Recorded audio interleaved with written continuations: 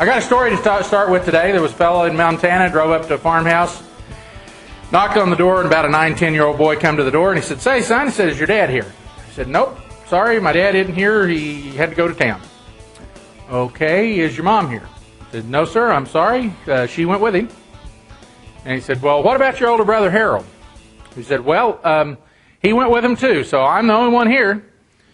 But I do know where all the tools are if you need to borrow something." And the guy said, No, that's not what I'm here for."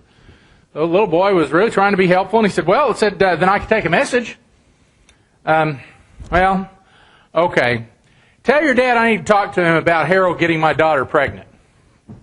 The little boy stood there for a minute, and he says, "Okay, I wouldn't know much about that. I do know that he gets $100 for the bull and $50 for the pig, but I don't know what he gets for Harold."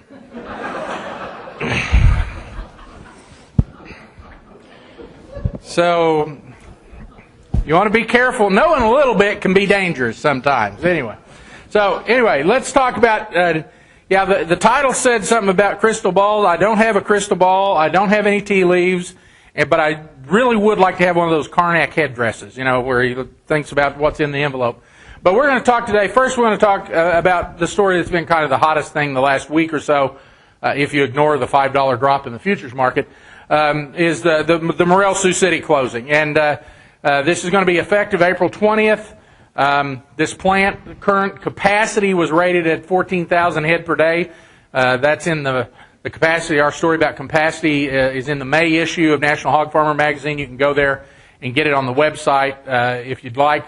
They were been slaughtering somewhere in the 10 to 11,000 head per day range. I think the only time they've been close to that capacity of 14,000 was summer before last, when they were shipping some carcasses and parts of carcasses to China. The plant was built in 1959. It's relatively old by today's standards, but certainly not the oldest plant, not near the oldest plant in the country. The problem with this plant was it had limited processing. There was hardly any processing there. It was mainly a kill-cut plant, and the packing business kind of lives on processing profits and what they can get out of those and adding value to cuts.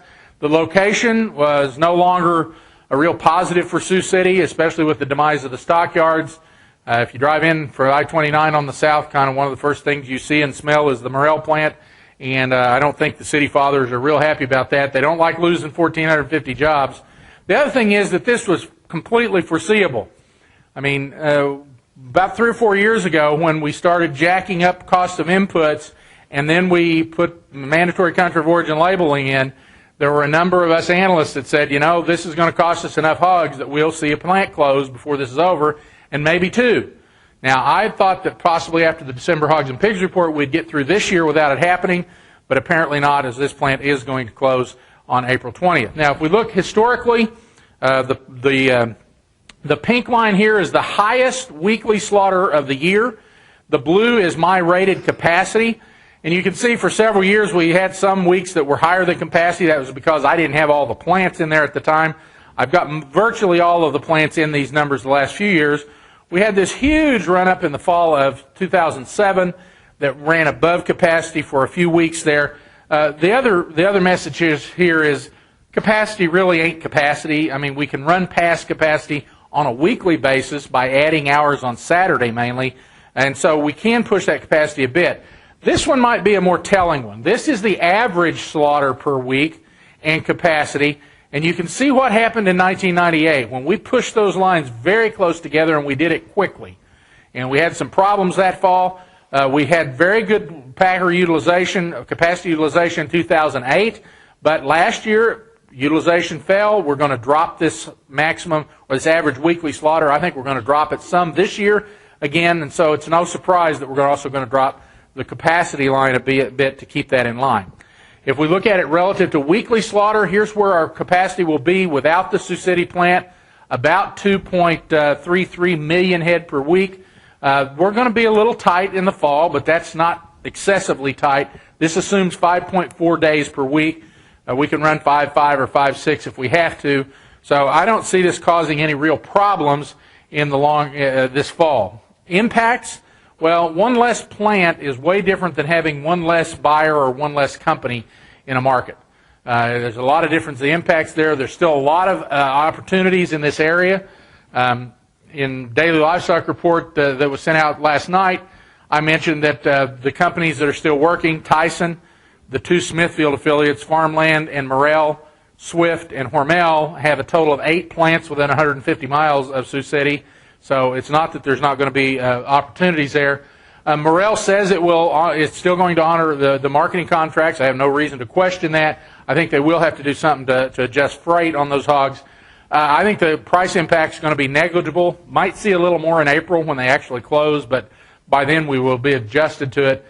We are going to have to be careful about output. If we were to turn hog supplies around quickly, this could cause some real capacity problems, but I think that's a year or 2 years down the line before we even have to think about it.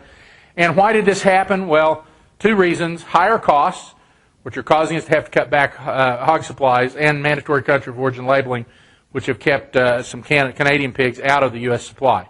If we look at the reduction in slaughter this last year, this is year-over-year change. So this is how much it changed positive from one year to the next. And notice we'd had 6 straight years of growth of slaughter, and now, or 7, and now this is a negative. And this is not a small drop in slaughter, 2.3 million and change there from last year to this, from 08 to 09. That ranks right in there with some of the larger ones we've had really since the mid-'80s, when this kind of became a more stable. You can see the instability of slaughter year to year, and then much more stable since the mid-'80s. So it's not insignificant for sure, and it's just another more of the long-run impact of what we're seeing. MPPC did a study, an economic impact study, that says for every 1 million fewer hogs, we'll lose 330 jobs in pork production, 680 in processing, 1,150 in the rest of agriculture, for a total of about 2,154 jobs. At first, I've been thinking we're going to have to cut supplies by 10 million head. It may stop at about 6 million head or so from the peak of 2 years ago. But if we did go 10 million, that'd be 21,000 jobs. If we go 6, it's going to be over 12,000 jobs, nearly 13. And those are high-paying, good, solid jobs that we can't afford to lose in rural America, but I think we are. And if there is a reason for it, to paraphrase the Clinton campaign of a few years back, when they said it's the economy, stupid, I'd say it's still cost, stupid. This is still the driver of the changes that are going on. And one of the big drivers of that has been corn ethanol, of course, 4.2 billion bushels this year. We're going to add another 500,000 bushels to it next year to meet the renewable fuel standard, so somewhere in the 4.7 range. We have a record high corn crop this year. Whether we actually get that record high corn crop in a bin, it still remains to be seen. I've been telling people there's a small patch of corn near my house that's being quite effectively harvested by about 20 deer these days. Started out about a month ago with 4 deer, and now there's 20, and I told my wife, I said, I'd sure like to hear the communications here, but somehow the word is getting around in the deer community that there is standing corn back here, and they're there every night taking care of it. If we add that to higher carry-in stocks than we had during our last record corn crop, we have record availability this year, and yet USDA's forecast price for this coming year is above $3.50 a bushel, the midpoint of the range. Still very high prices, and we're not going to see those back off anytime soon. We're staying within this kind of new range of $3 to $4.20, somewhere in there. I had somebody say a while ago, well, I think corn prices are going down. And I said, well, how far? Oh, $3.40. I said, okay, I can buy that because I think that's well within what I think is our new range. I'm not sure I can agree with that because I think oil is going to support it at some point. But this move has occurred, and until we're able to either quench the demand or get significantly higher supplies, which is the more likely one, but it takes a lot longer to do, I don't think we're going to move out of that range very much. If we look where we are with production costs, this is based on Iowa State University's parameters. The blue is their actual estimate. The red is my prediction equation, and of course, then using futures out. That number has fallen down to just over $65 a hundredweight for this next calendar year. It's been as high as about 69 here during the fourth quarter of 2009, so that keeps coming down a bit, but it's still 24% above our historic price levels. And when you jack costs up that much, you either have to push demand up or you have to reduce supplies in order to get a price that's going to cover those higher costs. One of the two, and we'll talk about what's happening on that here in a few minutes. Now, to put this in perspective, I heard somebody say, well, we overproduced and drove hog prices down and caused these losses. No. We may have produced a few more hogs, but had we had costs where they used to be from 99 through 06, we still wouldn't have lost money selling a hog. Now, the caveat I will offer is this. Had costs been that low, we would have raised some more hogs last year and probably pushed prices a little lower. So we may have lost some money. But the point is, this thing, the last 2 years' losses that you've endured are not because of hog prices. It's because of higher costs. And we need to keep that very clear. As of yesterday, the futures have some profits this summer, but other losses on average somewhere just short of $3 per head profit. That number is $7 lower than it was just a week ago when the futures market started downward. If we look at corn and oil, very strong positive relation between them. Here's oil. Here's corn. If we look at where futures are, March crude is at $74 and change. Feb 11 crude is at $80 and change. That would put corn somewhere right around $4 to $4.10. The latest observation is here at about $3.58. So this past summer was that relationship kind of fell apart because this regression line at one time had an R squared of over 0.9, and it's just over 0.7 now. So it only explains about 70% of the variation. Here's the theoretical line that Minnesota plants can pay for corn based on crude oil prices from Dr. Wisner at Iowa State. So the market says anytime we get less than $50 crude, we're going to make you pay more than you want to pay for corn. But anytime over that, you don't have to pay as much. And so a good thing, that's kind of the break point on ethanol. Now, so what's the prospect on feed prices? I don't see a lot of downside on corn prices. And the reason I don't is this one right here. There's profits in the ethanol business. They went through much of the last 2 years with hardly any economic profit. That is, profit above fixed costs. Here, they got very nice profit, the highest in 2 years last fall, and promptly, some of those went away because of the cost of crude oil, but some of them went away because of higher corn prices. Anytime we see profits here, I expect ethanol plants to be aggressive buyers of corn and keep corn prices high enough that they're going to bid those away. This is a free entry business that has excess capacity at the moment. So if there are profits, somebody's going to start making more of it. We look at the capacity situation on ethanol. We've got about 200 plants operating, which is precisely what we thought we were going to have as 2 years ago. We still have a few more plants that are still under construction or expanding. They can use 4.7 bushels, right now, billion bushels if they were full right now. They're only used 4.2 this last year. If we get all these plants in, they can use 5.2, and they should only use about 4.7. So excess capacity there at any time. If there's profits, somebody can make more and push more fuel through these plants, and those profits will go away either as higher corn costs or lower ethanol prices. Okay? Now that should work. Of course, it doesn't, so we'll do this. Now, with that said, we cannot unring the bell on ethanol. We're going to have to live with what is here. And the reason is the plants are there and somebody's going to operate them. Verasun went bankrupt last year, but I think all of the Verasun plants are back up and operating now. Somebody else bought them for something less than $1 on a dollar, and they're probably finding this profitable. Last summer, Texas A&M and FAPRI did a study that looked at average corn prices over the period 2011 through 2018 under a lot of scenarios of random variables for yields and oil prices and those kind of things. And here's what they came up with: that removing the blender's tax credit would lower the price of corn by 0.6%, or less than 2.5 cents a bushel on $4 corn. Removing the tariff lowers it by 3%.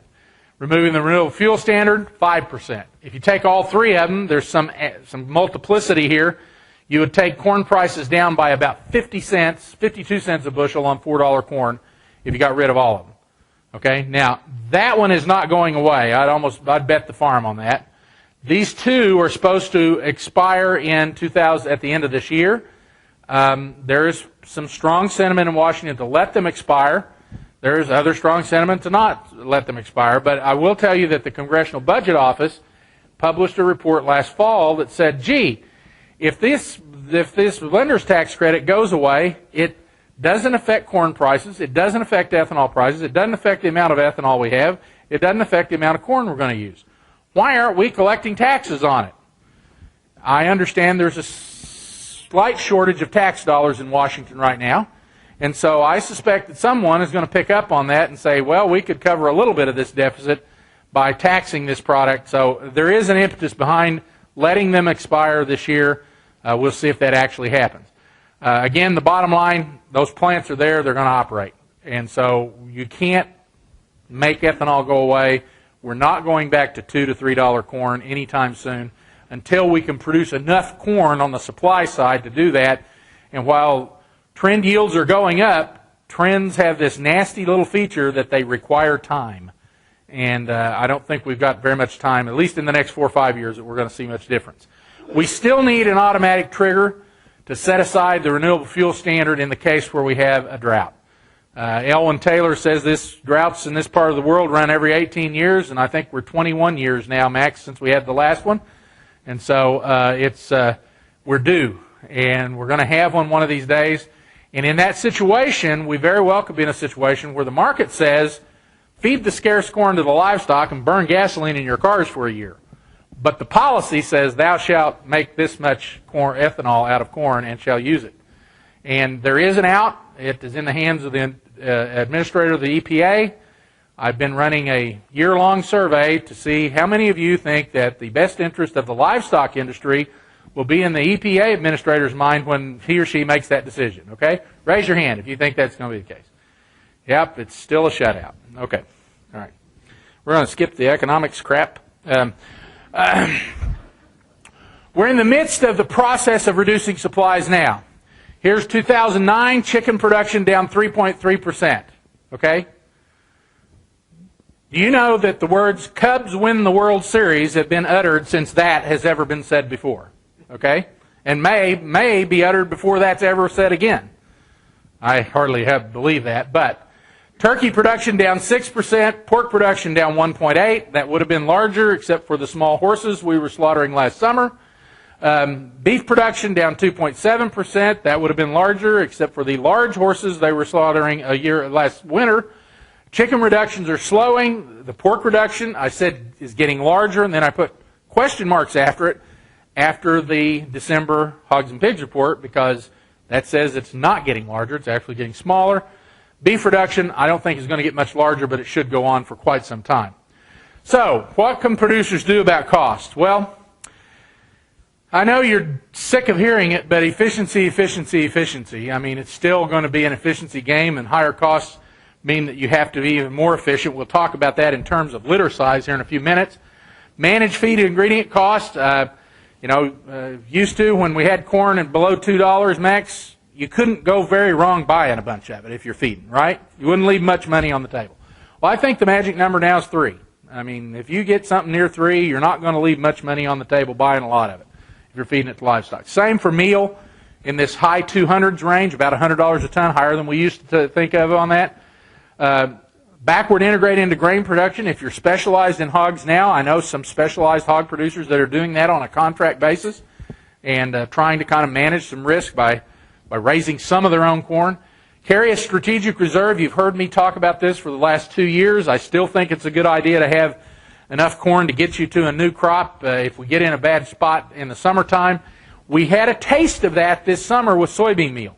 I don't know how many of you got in a little bit of a bind on buying soybean meal, but there were some folks that did. And the reason was we had tight stocks.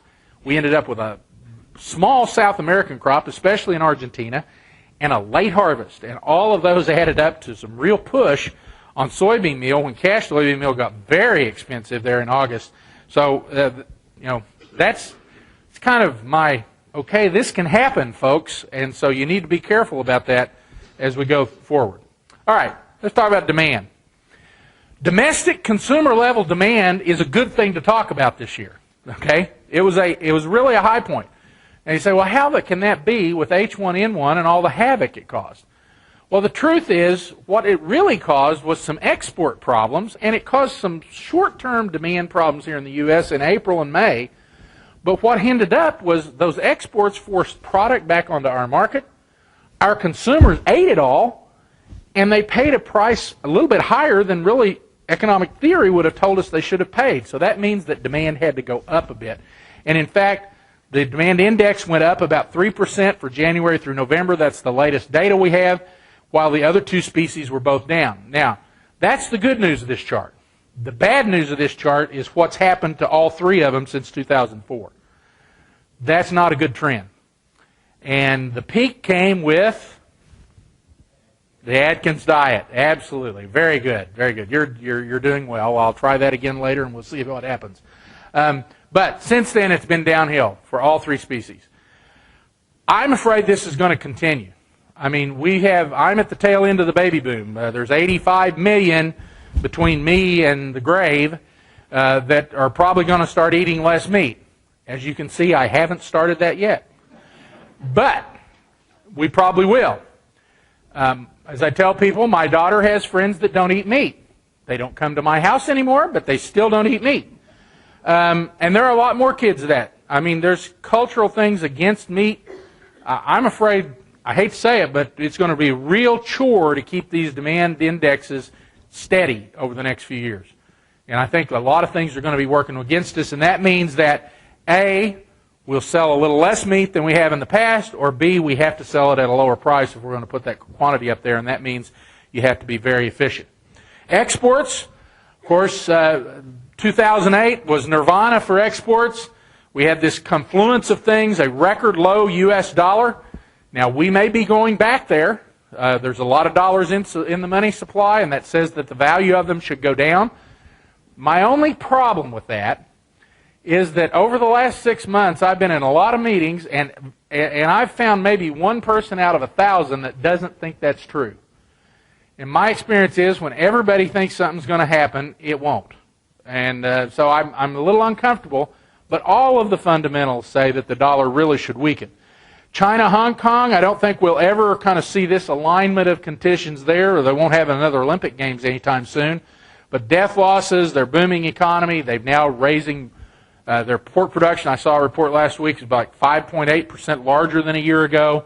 So I don't think we're going to have that happen again. Economic growth in other countries has slowed, and the strong Canadian dollar, and that one's the one factor that might be really coming back in here, even though I guess the last few days it has lost about 4 cents, I think, Gary.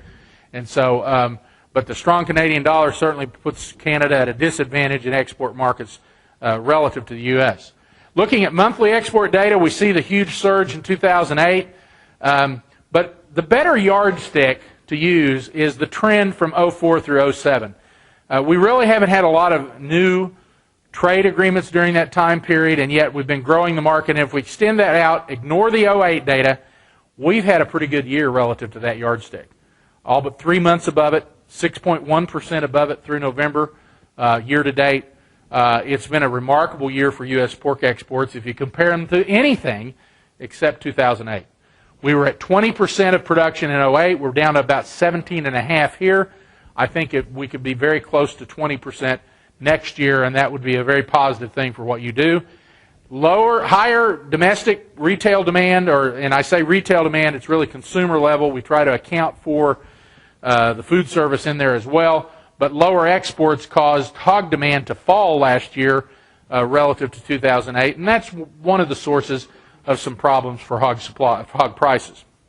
So, where do we stand on supplies? Well, one of the good pieces of information is poultry and meat supplies in freezers are as low as they've been since the fall of 2003, and the largest fourth quarter drawdown on record. Now, we always have a huge drawdown of turkey, okay, in the fourth quarter, obviously, but notice what's happened to the blue line here. This is pork. Normally in October and November, we've turned around and started building stocks in freezers because of high hog slaughter. That has not happened this year. We've kept drawing stocks down, and I think it's because of recovering exports. But whatever the reason is, we're in about as good a shape on frozen inventories of pork as we've been in a couple of years, and of total meat proteins for about 4 years as we head into 2011, a positive for sure. Feeder pig and market hog imports down sharply last year. You can see the numbers here. These market hog imports are not going to change much as we go through 2011. The feeder pig imports will continue to go down at a rate, and the percentages will be A little bit larger than that actually this year, because I think the actual numbers are going to be down about the same clip as we have been in 2009. So fewer pigs from Canada is going to take some out of the supply. Now, since that's too far away to read, and I can't read this without the glasses, I'm going to have to use the glasses here. The September Hogs and Pigs report came out, and one of the things it said, we thought it said, was we're turning the corner. We're cutting them back. We've got a breeding herd down 3.1%. We have intended farrowings down 3.1%, which caused me some problems right away because I knew that those sows bred last summer probably settled better and probably will have bigger litters because of the temperatures that we worked in. We had lower supplies across the board on the market weight inventories, but notice that they were all actually a little lower than what was expected by the analysts, so this was somewhat of a bullish report. The number I want you to focus on is two. Number one is farrowings at 96.5, and then the pig crop at 98.4. And the reason for the difference, of course, is that one right there, average litter size, up 2%. Now, that was the 7th quarter in a row that we had over 2% year-over-year growth in litter sizes. And then here comes the December report, and we had another one. Now, that one combined with farrowings that were down 1.8%, and we actually had a set-nove pig crop that was larger than a year ago. So if that's the case, then any reduction in March through June slaughter is going to have to come from fewer Canadian pigs because we've got more of them here. We had stocks a little bit lower, but a little bit larger than what was expected by analysts, and it looks like the temperature impact on farrowings for the fall and winter quarters out of that smaller breeding herd was certainly quite positive. So when you add them all up, we're going to end up with about as many pigs this coming year as we had last year. And one of the reasons is this one. That's the litter size that I've talked about some. Over the past 3 years, we've had since the fall of 2007, 8, 9, and 10, yes. We've averaged over 2% growth. That's even faster than we were back in the structural change rates of the mid-90s. And I think this is a response to high prices, high feed costs. For years, people have asked me, why don't we raise as many pigs as the Europeans and the Canadians? And my answer has been because we don't have to. We don't have high-price feed. We can be less efficient and still make money.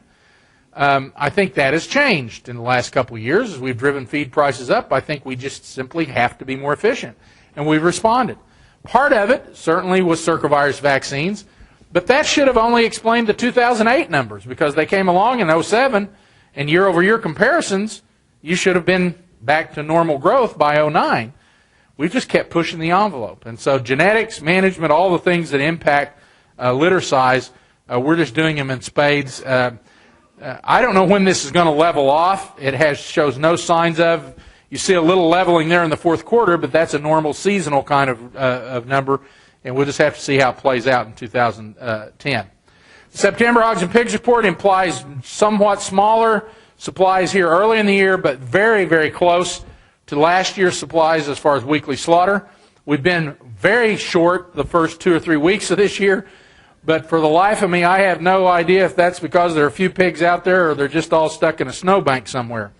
We've had a lot of trouble getting hogs to market. Weights have been screwy, and I think part of that's because of the quality of the corn crop, the quality of the corn we've been feeding. It's kind of hard to read at the present time, but last week we were very close to the expected level, and we'll see what happens this week, especially after another disruption on Monday. High weights last year added 1%. I don't think there's any way we should count on having 2 summers like that in a row. I mean, besides, there's global warming going on, right? We're going to freeze to death if it keeps up. We have dropped weights here in December. I think that was a bit of a surprise by some folks feeding new crop corn that has turned out to have not very good energy content in some cases. But I do believe we're going to be much lower, especially in the summertime, on weights as we go through this year, unless feed gets a lot cheaper. If we have net result, last year we were down about 1% on pork production. We've been down almost 8% year to date, but again, I don't know how to read it due to the disruptions we've had on deliveries. It's really been a tough one to read, and we'll see kind of what develops over the next month. That, not surprisingly, lower production has resulted in higher cutout values. Isn't that interesting? And they ran them up pretty good to about $75, $77, $78 last week. Yesterday they were back to $76. Gary, what did they do today? Haven't heard yet. The call was down again. Flat, somebody said. Well, hopefully flat would be a victory at this point. But still, they backed off pretty severely. We see national net hog prices have backed off as well, down to just over $65. Last year, I think H1N1 can be blamed for some of the summer, the lack of a summer rally in June and July, but this dip in late summer was really a supply-driven dip caused by more hogs than we expected and much, much heavier hogs. And so you can't just lay all of this at the feet of H1N1, but part of it was our doing as well. Packer margins were abysmal the first half of last year. Those 2 or 3 weeks last summer when Packers shut down some shifts and basically shorted the market, drove cutout values higher, got their margins back in line. They had a pretty good December and had pretty good margins. Now, the good thing about good Packer margins is they're normally pretty efficient about chasing hogs with them. And so I think we'll see some of that. There's been pretty good discipline there. But I think Packer margins are coming down this week, and hog prices probably won't drop nearly as much as do the cutout value.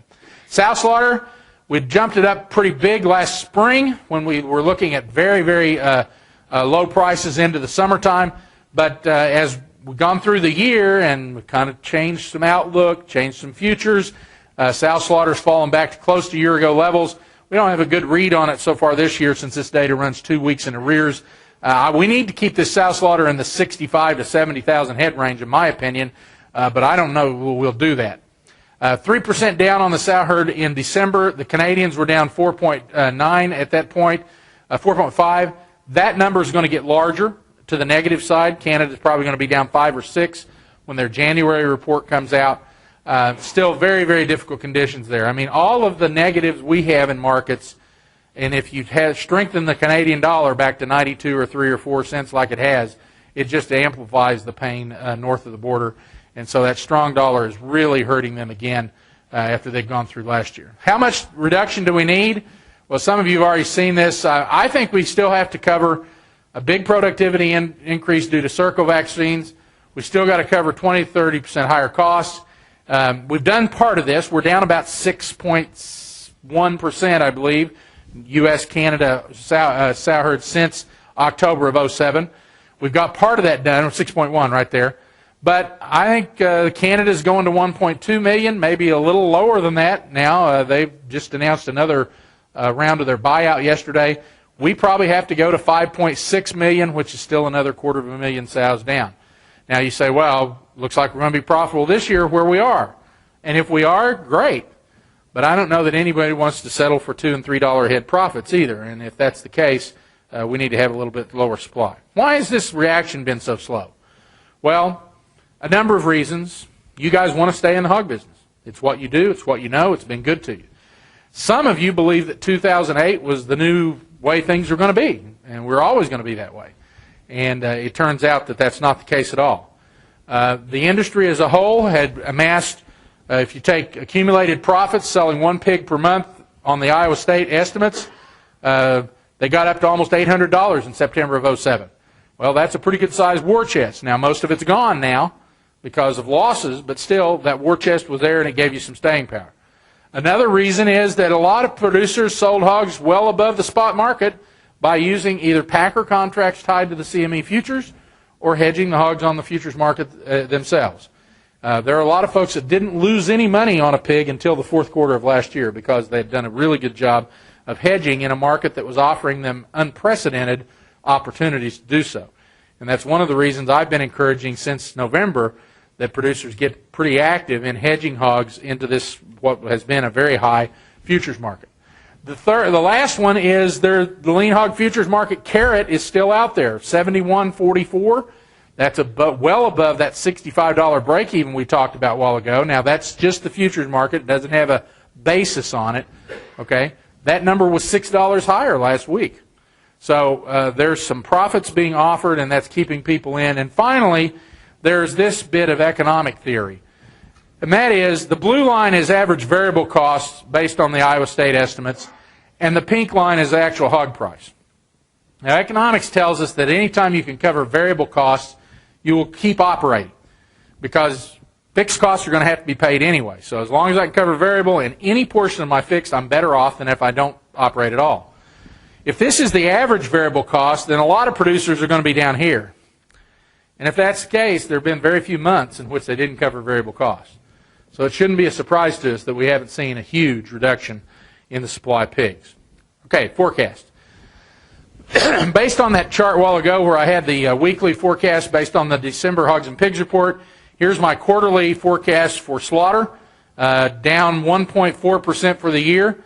I've included the forecast for three other organizations, Missouri, Iowa State, and the Livestock Marketing Information Center here, so that you can compare. We're kind of all in the ballpark. Missouri thinks we're going to see larger reductions, and LMIC slightly smaller reductions as we go through this year. From 113 million down to 111, we were at 116 and change year before last, so about a 5 million head reduction so far in this cycle. If we look at price forecasts, I've got average for the year in the mid-60s, 63 to 67. I'm forecasting the national net negotiated price, so that includes premiums, but it's just the negotiated pigs, not the contracted ones. The others, we choose some different. We try to be as confusing as possible and all forecast a different price for you. But I do have the relationship of the four prices here. Notice where the futures were yesterday. They've kind of come back to some of our forecasts here. They were $4 and $5 ahead of us for several weeks here in the wintertime. And that's what was prompting me to say, take some of that, sell hogs, or sell a portion of them. I still don't think it'd be a bad move to sell a portion of your output on the futures market, even if you haven't done so far, because you're locking in some profits there. And mid-60s somewhere for the average for the year, up into the 70s this summer. I wouldn't rule out touching $80 maybe sometime in there, but that really has to be pretty strong demand. I think the futures market has again sort of overpriced this thing as we've gone through the winter. It does look like we've had some reduction of positions by commodities funds over the last week that have driven down all of the ag commodities. A lot of the speculation is that's a reaction to President Obama's announcement about bank regulation last week and taking unnecessary risks and those kind of things. I really do think that the commodity fund were the reason we had these pricing opportunities over the last 2 or 3 years. They were stood on the long side of these trades where we used to not have we just had speculators on the other side, and we basically had to pay them a risk premium to take that position. They were back in the market this fall. That helped us. It gave us some opportunities, and those opportunities for profits are still there. What is this going to be when all this shakes out? Well, first, the U.S. animal protein business in general and the hog business in particular is going to be smaller than it used to be. I just don't think there's any question about that. It's going to mean that we've got to do that to drive up the price of our output and make a profit. It's going to mean that consumer prices reach record levels, I believe, between now and the end of 2011 and probably before the end of 2010. We're liable to catch some heat from consumers when they have to pay record prices for meat products. And it's been long enough since the ethanol thing started that it'll be hard to blame somebody else. It happened back in the 70s after the Russian grain deal, and then 2 years later meat prices went up, and guess who got blamed? There will still be viable, strong U.S. meat sectors. We are world-class competitive in pork, fed beef, and chicken. No question. Okay? We're competitive in turkey, but there's not a huge world market for turkey. Okay? We'll remain a grain exporter. I don't think there's any question about that at this point. At one time, it was a bit of a question. And that's really, really important because it means that our interior grain prices stay world price, less transportation costs from the Gulf. If we ever get to the point of having to import grain, then they're world price plus transportation costs, and your competitive advantage is gone. And it's a knife edge. It's not a continuum on that. So I think we're going to stay that, so that means we're going to be competitive worldwide. If our grain prices go up, everybody's grain prices are going to go up, so we should be able to stay in there. The record, a low dollar, cheap dollar, possibly record cheap dollar is going to keep us quite competitive in international markets.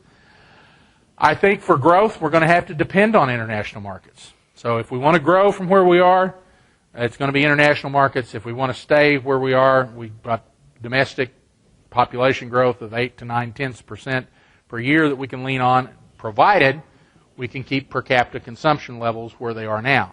That's going to be difficult. So, is it going to be a business? Yes. It's going to be smaller. We already know that. We've seen it happening in our own communities. I think there are profit opportunities this year. Depending on where you are as far as your equity and cash positions, I would encourage you probably to be aggressive risk managers for 2010. There's still quite a lot of risk out there, as we can see. Who would have thought a year ago when we stood here that a human cold would cause all the problems for a hog business that H1N1 did last year? Okay? So there's always something that could come out of left field. I don't know of anybody that had that scenario in their risk to the forecast. All right? I just don't know of anyone. It was, you never thought of it. Well, there's a lot of inventiveness out there. And so we need to consider that and manage our business accordingly.